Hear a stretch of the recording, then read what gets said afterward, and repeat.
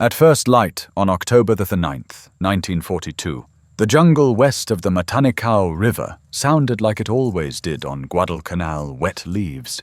Insects, distant surf. Then it went wrong. A Marine point man froze, crouched behind a rotting log, and stared through a gap in the brush at a line of Japanese soldiers moving low and quiet along the ridgeline. Not running, not charging, sliding forward like they owned the ground. The Marines around Henderson Field were already stretched thin. Their western flank was exposed, and the Matanikau was the one place a disciplined enemy regiment could pry open and roll the whole perimeter back toward the airfield. If that seam broke, everything the Americans had bled for since August could unravel in a single week. What happened next became one of those battlefield numbers that sounded exaggerated until you read the reports. Marine accounts later credited roughly 700 to 750 Japanese dead in 4 days along the Matanikau, most of it tied to one crazy decision made by a Marine colonel who wasn't even supposed to be running a fight like this. Colonel William Wild Bill Whaling wasn't a celebrity. He wasn't a Hollywood hero. He was a staff officer on Guadalcanal, a former competitive marksman, a hard man with a reputation for being sharp and difficult. He was the kind of officer other officers labeled a problem, especially after he was relieved of a line command. But Whaling didn't leave the island. He asked to stay. Then he asked for something that sounded like a waste of combat power. He wanted to strip the best shots and best woodsmen out of regular units, men who could move without snapping branches, who could read boot prints in mud, who could sit still for hours with ants crawling up their sleeves and train them as hunters. Not as parade ground riflemen, hunters.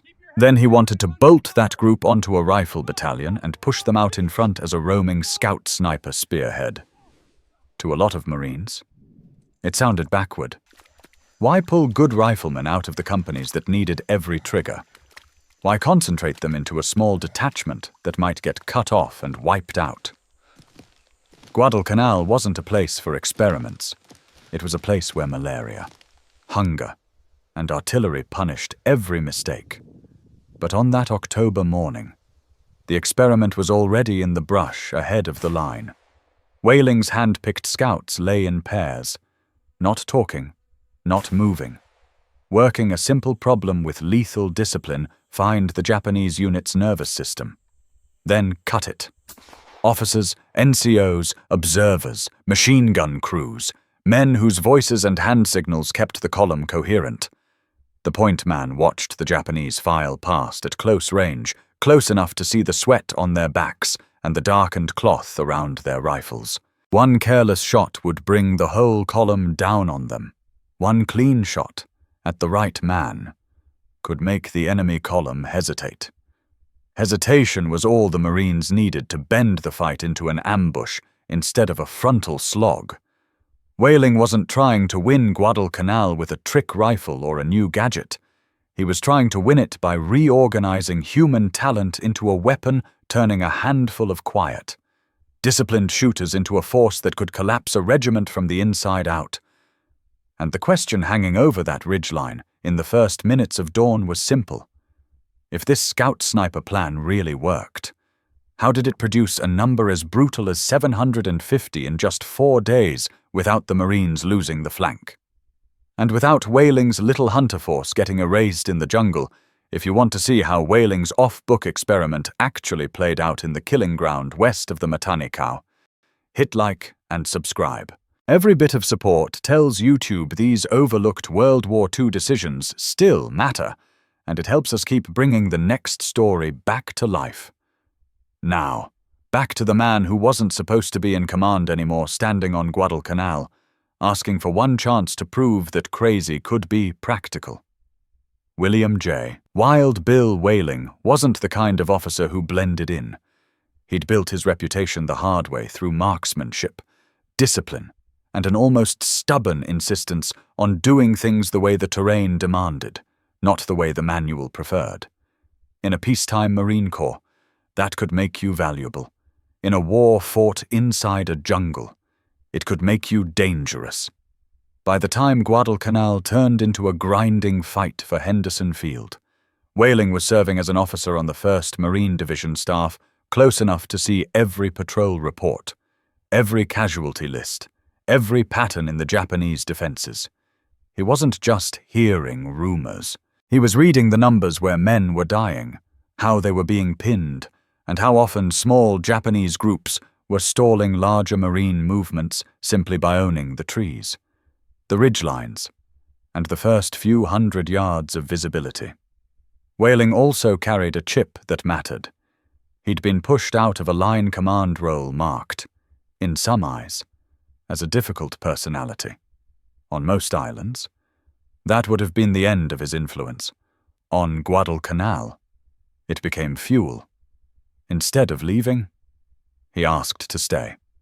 And he came with a proposal that treated marksmanship and fieldcraft as something you could concentrate, weaponize, and drive forward like a blade ahead of the battalion. By early October 1942, Guadalcanal wasn't a campaign anymore. It was a perimeter. Everything the Americans cared about on that island: food, ammunition, wounded men. The ability to keep fighting at all was tied to one strip of coral and steel Henderson Field. If the airfield stayed in American hands, Japanese ships and troop movements could be hit in daylight. If Henderson fell, the island would be isolated, starved, and eventually crushed. That made the ground around the airfield matter in a way it didn't on a map. The Marines weren't trying to take Guadalcanal in some abstract sense. They were trying to keep a tight ring of jungle, ridges, and river crossings from collapsing inward. On the western side of that ring sat the Matanikau River, a muddy, fast-changing barrier that looked like a defensive line until you walked it. In places it was steep-banked and hard to cross.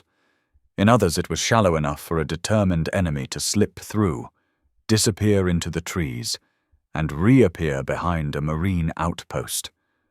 The river wasn't a wall, it was a seam, and seams are where an enemy regiment tries to pry. The Japanese on Guadalcanal understood the terrain quickly. They didn't need to outgun the Marines to hurt them. They needed to control visibility. The jungle did that for free. In the thick growth west of the river, engagement ranges weren't measured in fields or hundreds of yards. They were measured in steps, 30 yards, 50, 100 if you were lucky. That meant a small, well-placed machine gun could lock down a trail. A few riflemen in trees could stop a platoon cold. A hidden observer could call fire or guide movement while the Americans argued about where the shots were coming from. This is where the standard way of thinking about infantry combat started to break down. On paper, you push rifle companies forward, keep everyone distributed, maintain a clean chain of command, and win by weight more rifles, more grenades, more momentum. But the jungle punished momentum. The lead elements couldn't see far enough to pick good lanes. Units got separated by vegetation and broken ground. Radios failed, runners got lost, and once a Marine unit was pinned, getting unstuck usually cost blood. The other problem was psychological, and it showed up in the reports. Men weren't just being killed, they were being watched. The Japanese used concealment like a weapon. A shot would crack from somewhere high, and you'd instinctively fire back at leaves. Then you'd have to move again, knowing the next shot might come from the tree you had already walked past. That kind of fighting has a rhythm, and it favors the side that can see first. For the Marines, the cost wasn't limited to the trigger pull. Guadalcanal was already draining them. Malaria and dysentery were constant. Food was thin. Sleep came in scraps. A battalion could have its paper strength and still be brittle because so many men were sick, exhausted, or carrying someone else's load. Every patrol that came back with casualties reduced the perimeter's ability to absorb the next shock. And the shocks kept coming, especially along the Matanikau. The Japanese didn't need to punch straight through to win. They needed to keep the west side unstable, force the Marines into repeated actions along the Matanikau that burned time, ammunition, and experienced leaders. If a Japanese regiment could work through that seam, get onto the ridges, and threaten the approaches toward Henderson Field, the American perimeter would have to bend, and bending under pressure often turns into breaking. So the tactical problem in October wasn't a mystery. It was almost painfully clear. The Marines needed eyes ahead of the line, eyes that could detect movement before it became a close-range ambush. They needed shooters who could remove the few enemy men whose actions controlled everyone else, the machine gun crew leader, the officer with the compass, the observer signaling the next move. If those men were gone. Japanese units didn't stop fighting, but they lost coherence. They hesitated. They bunched up. They argued about direction. And in a jungle where visibility was short and fear traveled fast, hesitation could be lethal. That's the gap Whaling saw from the staff side of the war. Distributed skill was being wasted. Good shots were buried inside rifle squads doing the same exhausting patrol work as everyone else. Meanwhile, Japanese small unit tactics were turning the terrain into an advantage every day. So the question became operational, not philosophical. How do you create a force that can move ahead of the battalion, survive out there, and systematically break the enemy's control points before the main Marine attack ever steps into the killing ground? Whaling's idea wasn't a new rifle. It wasn't a secret map. It was a personnel decision, one that most commanders avoided in a perimeter fight because it looked reckless on paper. He wanted to concentrate talent. Instead of leaving every good shot scattered across dozens of squads, he proposed pulling 100 of the best woodsmen and marksmen out of the line, men who could move quietly, who didn't panic when they were alone in the trees, who could judge distance in broken light, and who could make themselves disappear when the jungle was trying to swallow them anyway. Then he wanted to train them on the island, with the enemy close enough that every lesson was immediately real. The pitch sounded wrong to Marines who were already short on bodies. Every rifle company needed experienced men.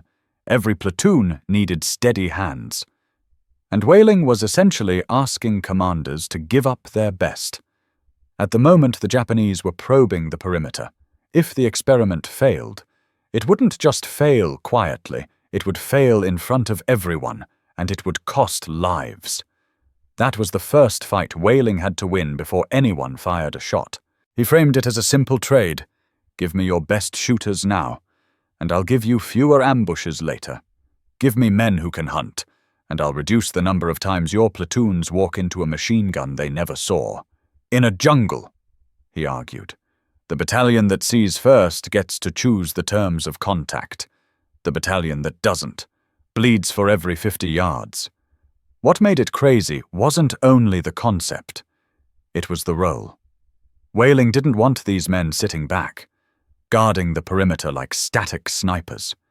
He wanted a forward spearhead scouts and shooters working out in front of the battalion, probing trails, finding enemy positions, slipping around flanks, and killing key men before the main body ever arrived. That meant operating in small teams, separated from the comfort of a line, sometimes beyond immediate support, in a place where men already disappeared into the jungle and never came back. Proposing to push small groups even farther forward sounded like volunteering for casualties. So the preparation wasn't glamorous, it was practical, and it was built around survival. First came selection. Whaling wasn't looking for the loudest volunteers. He was looking for the men other Marines described in a certain way: steady, quiet, doesn't get lost, good eyes, good hands. He favored hunters, woodsmen, and men who were already doing the little things right, keeping their gear quiet, moving without talking, noticing broken branches and fresh footprints. Marksmanship mattered, but temperament mattered more. A jittery shooter in the jungle is a liability. A calm shooter is a weapon. Then came the rules. Not parade ground rules, field rules. No unnecessary shots. No firing just because you think someone's there. You don't win by making noise. You win by controlling the first minute of contact. The first shot has to matter. If you miss, you don't get a clean second chance. You get a Japanese unit pouring fire into the tree line while your own Marines try to figure out where you are. Whaling trained them to think in targets, not bodies. A machine gun crew isn't 3 men. It's a system. Kill the gunner, and the assistant takes over. Kill the leader, and the crew hesitates. Kill the man with the binoculars, and the unit loses its eyes. In this kind of fight, you don't have to kill everyone. You have to kill the men who make everyone else effective. He drilled stalking and camouflage because in the Solomons, your silhouette kills you faster than your mistakes. He drilled movement because the jungle doesn't allow clean lines, only angles. He drilled patience because the enemy could sit in one tree for hours. If you couldn't outweight them, you couldn't beat them. And he drilled communication because operating ahead of the battalion meant one critical requirement: information had to flow back. A scout sniper team that kills 2 Japanese and then vanishes is a story. A scout sniper team that marks a machine gun nest, identifies the trail the enemy uses, and signals the battalion where to swing its flank is combat power. The final step was integration. Whaling didn't want a detached band of lone wolves. He wanted his hunter teams welded to a rifle battalion. Moving with a larger plan, their job was to go first, shape the contact, and set conditions so the battalion could hit hard at the right place instead of walking into the wrong place. By the time the October actions along the Matanikau were about to kick off, Whaling's experiment had become a real unit with a real mission and a real risk profile. If they succeeded, they could collapse Japanese positions before the Marines ever paid the usual price. If they failed, they wouldn't just get wiped out. They'd prove every critic right, and they'd leave the battalion blind on the most dangerous flank of the island. Now the only thing left was the test. The first day didn't look like a textbook assault with clean lines and clear objectives. It looked like Guadalcanal always looked when it was about to take blood-wet heat. Crushed ferns, and a battalion trying to move without giving the jungle a chance to ambush it. Whaling's scout sniper teams went out early. Ahead of the riflemen they were welded to, not in a proud skirmish line but in pairs and small knots, spaced out, silent, moving like men who assumed they were already being watched. In that terrain, the math was brutal. At 100 yards you often saw nothing. At 30 yards you might see everything too late. So the scouts worked in the rhythm. Whaling had hammered into them, stop. Listen, observe, move 10 yards, stop again. Every pause forced the enemy to reveal himself by impatience, by a scrape of gear, a breath too loud, the snap of a twig that didn't belong to the wind. They weren't looking for bodies first. They were looking for the signs of bodies: a thin break in undergrowth, a fresh scuff in mud, an unnatural lane where leaves had been kicked and pressed flat. The first real clue came as a quiet, almost invisible trail that hadn't been there the day before. The point man didn't call it out. He signaled back with a hand that barely moved. The team peeled off the obvious route and slid into thicker brush, angling to see the lane without being on it. That was the difference between the old way and Whaling's way. The old way walked into the enemy's geometry. The new way tried to draw the geometry first, then decide how to cut it. They waited until the jungle gave them confirmation. It came as soft voices, controlled breathing, boots that avoided loud contact, Japanese infantry moving with discipline, not stumbling. It wasn't 2 or 3 men drifting through. It was more. And the scouts didn't shoot just because a target existed. They held fire until they could answer the only question that mattered: who makes this group dangerous? Through gaps in green, they picked out shapes that signaled control.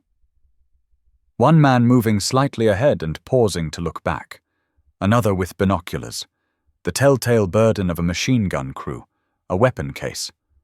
Ammo. Men who moved like they had a job more important than simply walking. Whaling had taught them to hunt the nervous system, not the muscle. The first shot had to matter. Because in that jungle, you didn't get a clean second chance. You got an angry unit pouring fire into the trees while your own battalion tried to figure out where the contact even was. One scout committed. A single round cracked. Sharp and controlled. The man with binoculars dropped as if his legs had been cut from under him. Almost immediately. From a second position. Another shot took the forward figure, likely an NCO, who collapsed hard and didn't move. The Japanese reaction came in the order well-trained troops often follow when the world suddenly stops making sense. First silence, then low movement, then a frantic attempt to locate what they couldn't see. In thick jungle. Sound bounces and dies. Leaves look like leaves, shadows look like shadows.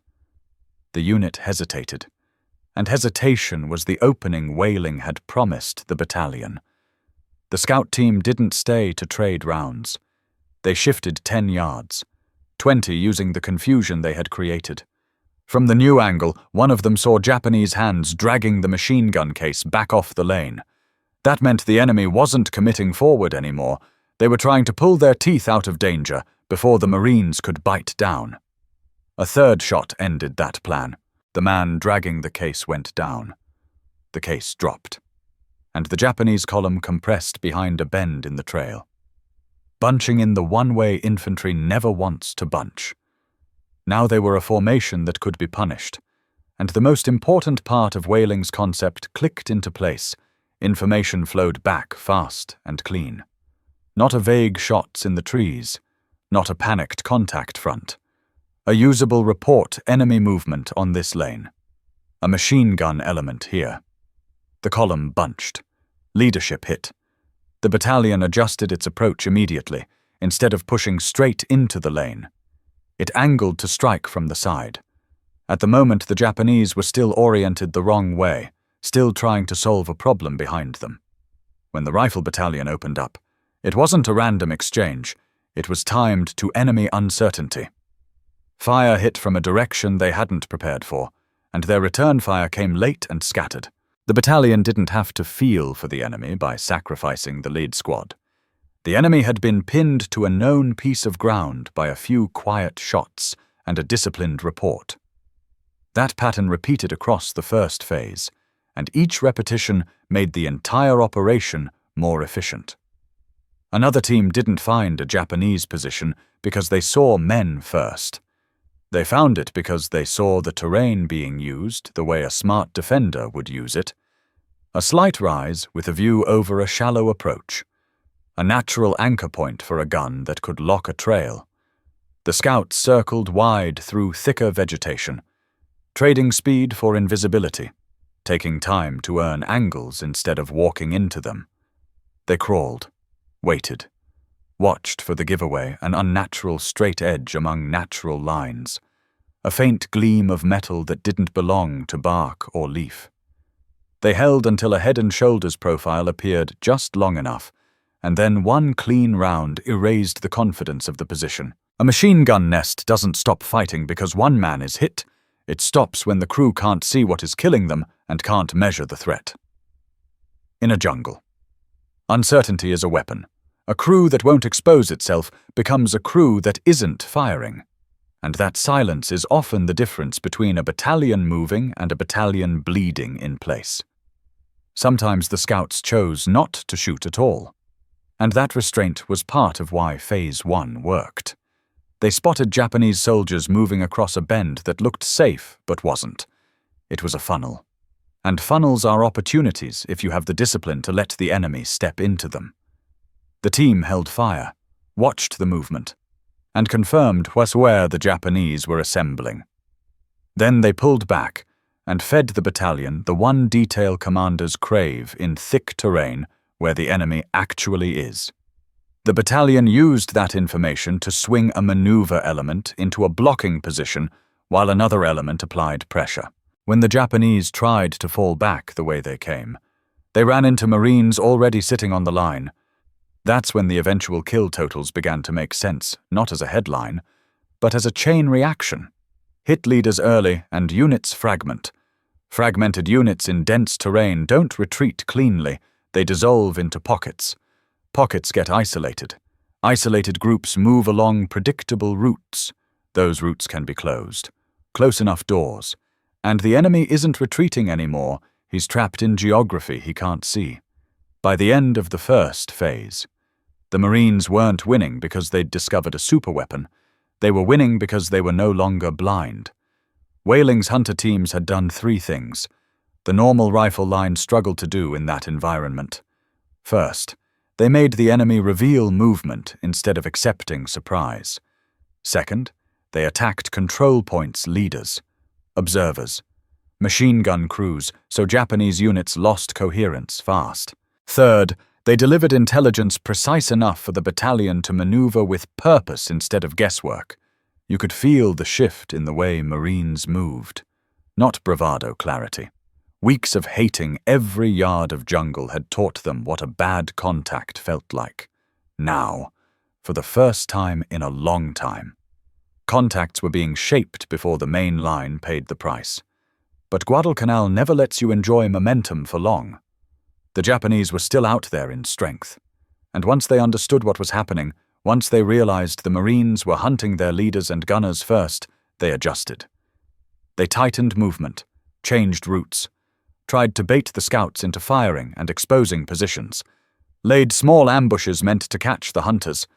That meant the next phase wouldn't be more of the same. It would be the enemy trying to solve Whaling's solution, while the Marines tried to finish the job before exhaustion. Counter-moves, and the jungle itself pulled the advantage back into the trees. By the second day, the Japanese weren't confused anymore. They were careful, and they were hunting back. Phase 1 had shown them that something had changed on the American side of the jungle. Marines were no longer blundering forward into close-range traps. Someone was shaping the ground ahead of the rifle line, removing key men before a firefight even started, turning Japanese concealment into a liability. So the Japanese tightened their intervals, shifted off obvious trails, and began sending small feelers forward not to win a fight, but to draw a shot, locate a hide, and collapse on it. This was the moment Whaling's entire experiment could have died in a single afternoon, because a scout sniper team survives on invisibility, and once the enemy starts treating the jungle like a chessboard, every mistake becomes fatal. Whaling's answer was not to trade aggression for aggression, but to double down on discipline. Don't pay for bait. Don't shoot at cheap targets that exist only to make you reveal yourself. Wait for the nervous system leaders. Observers, the machine gun element that makes a pocket dangerous, then move immediately after the shot. In theory, that sounds simple. On Guadalcanal, it was punishing, because patience had a physical cost. Men were operating on broken sleep, living wet, eating thin, fighting malaria and fatigue, and still being asked to lie motionless for hours while insects crawled into cuffs and sweat pooled under helmet liners. A man doesn't get careless because he wants to. He gets careless because his body is begging him to shift, to scratch, to breathe louder than the jungle will forgive. Phase 2 became a contest of endurance as much as marksmanship. And the Japanese tried to exploit exactly that forcing time. Forcing discomfort. Forcing a nervous trigger pull. As Japanese units began to fall back, they didn't retreat in straight lines. They dissolved into the trees and reformed in small pockets.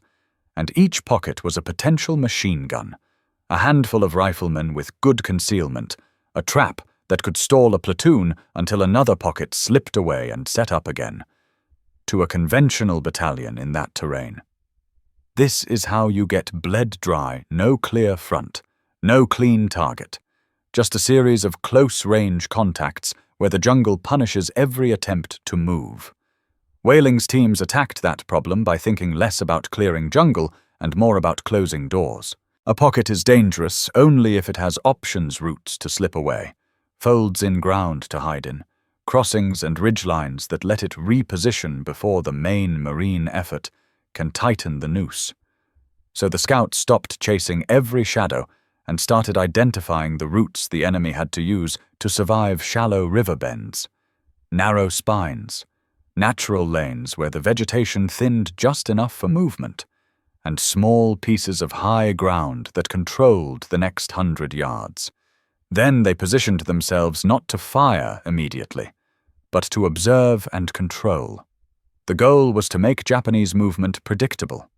Predictable movement could be contained. Containment could be turned into encirclement. That is how the big number begins to sound less like a headline and more like the output of a system. A scout team would establish a hide along a likely route and wait, sometimes for hours, until a small Japanese group tried to move through. When it happened, they didn't shoot to win a firefight. They shot to lock the enemy in place. The first and last man would go down, not for drama, but for mechanics. Men in the middle freeze because they can't tell if the threat is 1 shooter or 10. They can't run forward without stepping into fire. They can't run back without stepping over bodies. They go to ground and become their own pocket. Then the battalion's maneuver elements tightened in from the sides and rear, and a retreat that might have turned into another day of skirmishing became a trap with shrinking walls. Other times the scouts didn't fire at all. They simply reported numbers, direction, pace enough detail for the battalion to reposition and cut a route before the Japanese even realized they were being steered. In that jungle, information was combat power. The team that could tell you where the enemy was and where he was going could win without exposing itself to needless shooting. The Japanese responded with aggression once they understood what was happening. Small assault groups began sweeping likely hide areas, using rifles and bayonets, firing into brush lines that looked too still, trying to flush Marines out of positions the way you flush a snake out of grass. They used noise, sudden bursts, and probing movement to force a quick shot, because a quick shot in the jungle is usually a bad shot, and a bad shot is a signature. In one of those moments, a whaling team nearly got erased. They had chosen a hide with a clean view over a shallow approach, and it was a strong position if the enemy walked into it. It was a weak position if the enemy came from the side. And that's what happened. Japanese troops slid through a secondary route and appeared on the team's flank at close range, the kind of distance where a firefight becomes a coin toss and the loser doesn't get to crawl away. The team leader had seconds to decide. If they opened fire immediately, they might kill 1 or 2, but they would be pinned and overrun. If they held, they might be stepped on. He chose movement first sideways into the thickest vegetation, accepting scratches, noise, and the risk of separation, because separation was still better than being fixed in place. For a short stretch it became the purest kind of jungle terror, hearing boots and breathing. Seeing shapes between leaves, refusing to fire because firing would be admitting where you were. The team slid, vanished, reappeared at a new angle, and only then fired again. Not at the nearest man, but at the one controlling the sweep, the one pausing to signal and look back.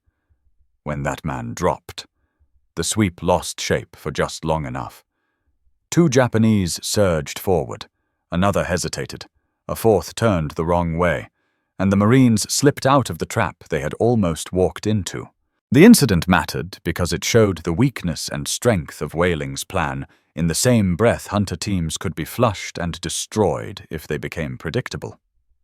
But if they maintained disciplined movement, target selection, and refusal to take bait, they could survive even when the enemy tried to reverse the hunt.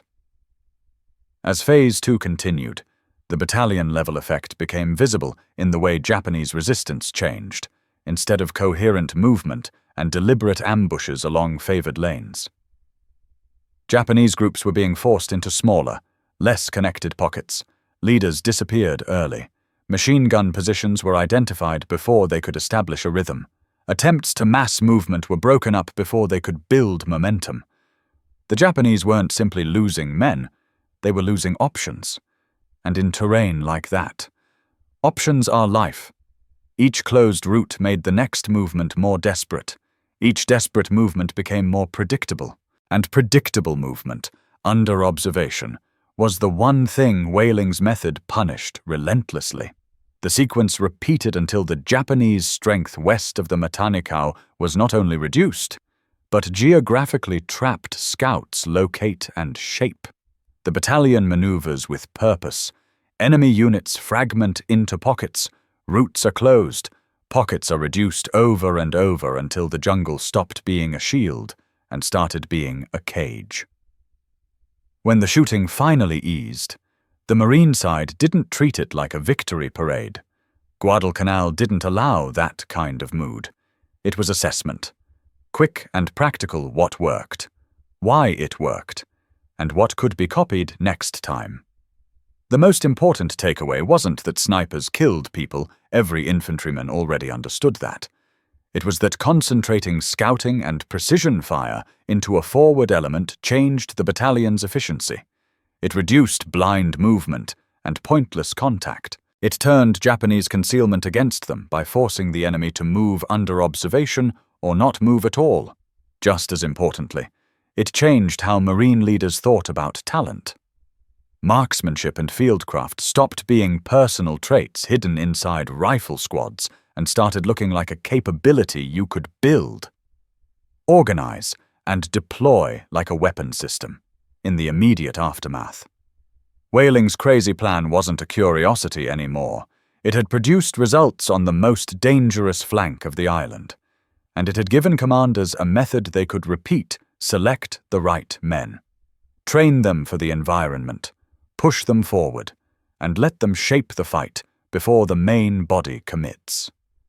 It didn't end Guadalcanal, but at a moment when the margin for error was thin. It helped keep the perimeter intact, and it gave Whaling proof on the only scoreboard that mattered that being difficult and being wrong were not the same thing. When the Matanikau fighting cooled and the perimeter around Henderson Field held, Whaling's experiment didn't get filed away as an odd Guadalcanal story. It lingered because it solved a problem the jungle kept creating. Guadalcanal wasn't unique in its brutality, but it was honest. It punished distributed skill and rewarded concentrated capability. What Whaling had done, pulling the right men, training them for a specific environment, and pushing them forward as a deliberate tool, was a reminder that American ingenuity in war isn't always hardware. Sometimes it's organizational. Sometimes it's recognizing that talent scattered evenly across a formation can be wasted, and that the same talent, organized with intent, becomes a force multiplier. That lesson outlived October 1942 because every infantry unit that fought later in the Pacific ran into the same constraints: short visibility, sudden contact, hidden weapons that stopped movement cold, and every commander who read Guadalcanal's reports understood what a battalion gains when it can see first. The second lesson was psychological, and it's easy to miss if you focus only on body counts. Scouts and snipers aren't just precision shooters. In dense terrain, they are a pressure system. When leaders and machine gun crews start dropping without warning, an enemy unit doesn't simply lose men, it loses confidence in the ground it's standing on. It stops moving the way it wants to move. It starts bunching, hesitating, second-guessing routes that looked safe 5 minutes earlier.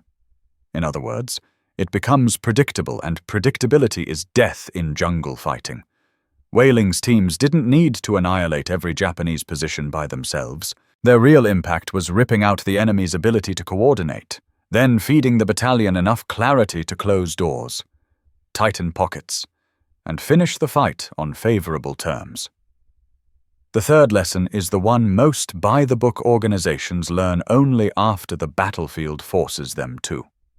A field idea that sounds crazy on day 1 can become doctrine by day 10 if it produces repeatable results.